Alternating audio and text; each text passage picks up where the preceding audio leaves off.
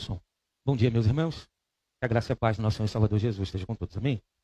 Meus irmãos, nós terminamos agora há pouco de orar, pedindo ao Senhor que abençoe as decisões da Convenção Batista Brasileira. E eu queria reiterar esse pedido. Quero pedir muito que os irmãos estejam orando pela Convenção Batista Brasileira. Nós estamos em um momento decisivo para a nossa convenção. Por que digo isso? A Convenção Batista Brasileira, ela formou uma comissão para atualizar a nossa declaração doutrinária.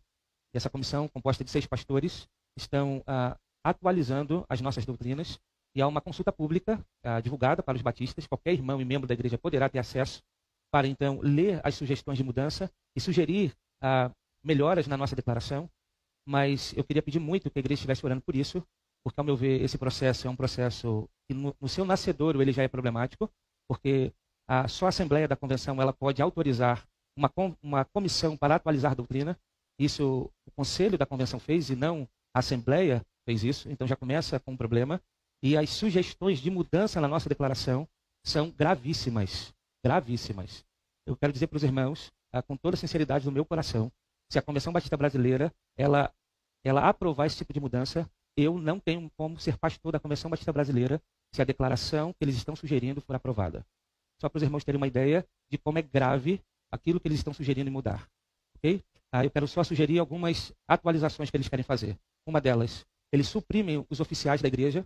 Na nova declaração não há mais oficiais da igreja, não há mais pastores e diáconos como oficiais separados por Deus para isso, mas eles criam uma doutrina de criação de ministérios. Então eles colocam no mesmo patamar ministério de música, educação religiosa, diaconal, pastoral, e abrem precedentes para que não apenas homens sejam escolhidos por Deus para assumir o ministério pastoral, mas qualquer pessoa, e não fazem distinção de gênero.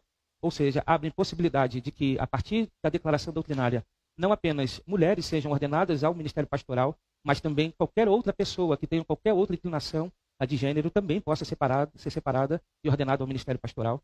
Então essa é uma das questões. Outra questão, eles modificam o entendimento sobre o pecado. O pecado não é mais um pecado original que veio de Adão e alcançou toda a humanidade, mas passa a ser a partir do momento em que o homem toma consciência de pecado e então peca. Então ele introduz na carta doutrinária uma ideia pelagiana, algo que é extremamente herético e foi refutado pela igreja ao longo da história. Essa é uma das mudanças que a Convenção Batista Brasileira está sugerindo mudar na nossa carta doutrinária. Entre outras, eu poderia citar outras. Por exemplo, eles suprimem um artigo que fala da doutrina do Dia do Senhor. Não há mais uma doutrina falando sobre o Dia do Senhor na nossa carta doutrinária. E tantas outras modificações que eles fazem no texto da nossa declaração doutrinária. Isso é gravíssimo. Por quê, meus irmãos? A doutrina não se atualiza. Porque o que é uma doutrina?